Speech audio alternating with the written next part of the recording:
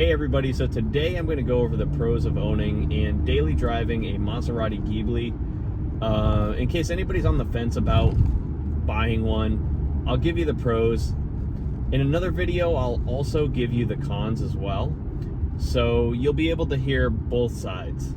Let's get right to it. So one of the pros of owning a Maserati Ghibli is I feel it's a very good cross between being a luxury sedan and then also kind of trying to be a sports car as well. I mean, it very clearly is not a sports car. It's not overly fast, but it can go pretty fast and it can be pretty aggressive when it wants to be. The exhaust in sport mode, it's even stock, sounds crazy. Maserati just sounds good in general with the exhaust note, but that sounds amazing. When you have it in sport and you let the valves open, the exhaust just sounds great, especially in the early gears, and you let that rev up to like 3,000, 4,000, 5,000 RPMs. It sounds incredible. The upshifts sound great. The downshifts sound great. You'll hear crackles and pops every now and then, and this car can shoot fireballs stock.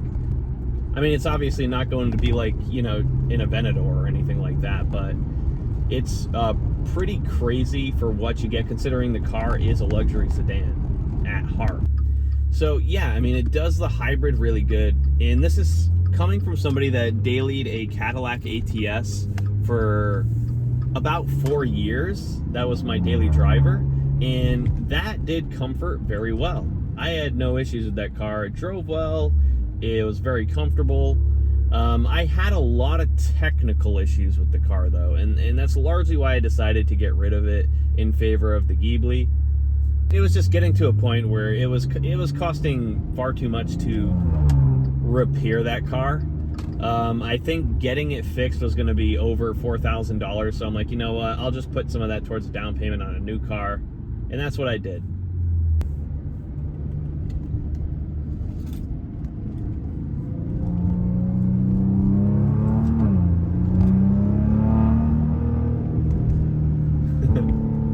The car sounds great.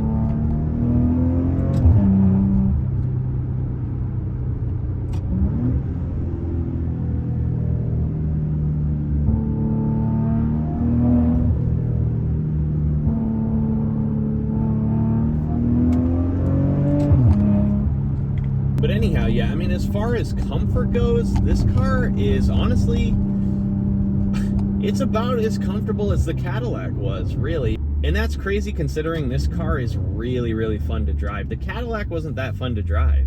I mean, it got me from A to B, and it was comfortable doing so. And the gas mileage on it was okay. And you know, Cadillac is, you know, what I'd like to think is a generally reliable luxury car. And I didn't have a ton of issues with it, honestly, until we started to get into some technical issues with like the infotainment system, and I had a couple issues with the tires, but that's about it. I didn't really have anything too serious beyond that. But I mean, yeah, this car is perfectly comfortable, even in sport. I have no issues with it. But yeah, I mean, as far as luxury is concerned, I mean, the car's about as comfortable to drive as my Cadillac ATS. It really is. And I mean, I've only driven this car for, you know, 8 months or so now, and I drove my Cadillac for 4 years. I've had no issues as far as like being comfortable in the car is concerned. So, I mean, the only issues where it might be a little uncomfortable, I guess if you like hit a pothole, not that that's comfortable in any car, but here maybe slightly a little less comfortable. And then if you drive this car in manual, and I would suggest you do drive it in manual, just because if you have this car in automatic, it will short shift. Not that there's an issue with that. It'll make the ride a lot smoother, but I personally don't like that. I like to keep this car a little bit higher on the RPMs. So in like first gear and second gear, you're gonna feel it a lot more. Once you get up to third and fourth, you're not really gonna feel it as much, even in manual. But this is an incredibly fun car to drive. I've had so much fun driving it in the time that I've owned it. It does a mix of luxury sedan and sports car really, really well. But yeah, I mean, ultimately, this is a luxury sedan first, I would say. And as far as that's concerned, it does it pretty well, I think. There's just a couple of issues with it. Obviously, things like the AC, they don't work that well in this car, and as far as I'm aware, that's a Maserati thing. Now, another pro, and you might see this as a con too, and I guess it can fit into both categories. It really depends. And honestly, this one also depends on where you live. But this car, you know, it gives you a lot of the attention benefits that, say, a supercar would, especially where I live. I mean, to a much lesser extent, because it doesn't happen all the time, but it happens enough to the point where even upgrading to this car from a Cadillac or like any other normal daily driver, it's like night and day the amount of people that will go out of their way to compliment your car or get you to talk to them at a stoplight, or if you get out of your car at a gas station, they'll talk to you. You know, they'll want to know, like, how much does the car cost, how much horsepower does it have, all things that are relating to cost, how fast does it go, all that stuff, right? A bunch of things that you would never really get in any other like normal daily driver. And it's funny too, especially when you think about that these cars don't even cost particularly that much money. They do brand new, but if you buy these used, you can get them in like the $30,000 range. So they cost about as much as some people's normal daily drivers, except they just draw a lot more attention depending on where you live, because the Maserati brand just has that cachet behind it. The attention, I mean, I can't imagine what this is like with a supercar, because it must be what you experience with this car magnified by like 1,000. That is something that I will have to make a video on as soon as I actually buy my first supercar, which I'm hoping will be next year. That's the goal anyway. So stay tuned for that, because I'm sure that will be fun. But yeah, I mean, you do get attention, which does, for me, you know, it's a good thing, because it, you know, forces me to be more social. I'm a very, you know, I used to be a very socially awkward person. You know, I had all this social anxiety, and then I found the more I've been in social situations, the better I've got. So having like this kind of car, or something that like draws this kind of attention that forces me to be social, is actually something of a good aspect. And I've heard somebody on YouTube talk about that as well, in terms of, you know, it being a good point that it helps you become more social if you're not a social person yourself. And I actually fully agree with that. That's actually a very good point. However, you know, with all the attention, you're also going to get some negative attention too. And that's definitely part of the cons. Like, everybody will try to race you. It doesn't matter what they're driving. You'll see like a minivan line up with you at like a stoplight, and the next thing you know, they blast off like 60 miles an hour on like a public road. It's like, you didn't even know you were racing them. And I mean, it happens on like the highway too. It doesn't matter where you are. People will try to race you. I've had people pull up next to me on the highway, yell across the lane through their open window to my open window to try to get me to race them on the highway. It's amusing to say the least. But, you know, if that's not something you're into, you know, that's something to take into consideration, especially depending on where you live. Now, if you buy one of these in like California or somewhere where you see supercars all the time and Maseratis all the time, that's not going to be a big deal. People will treat it like it's a normal car, like it's a Honda, like it's a Toyota.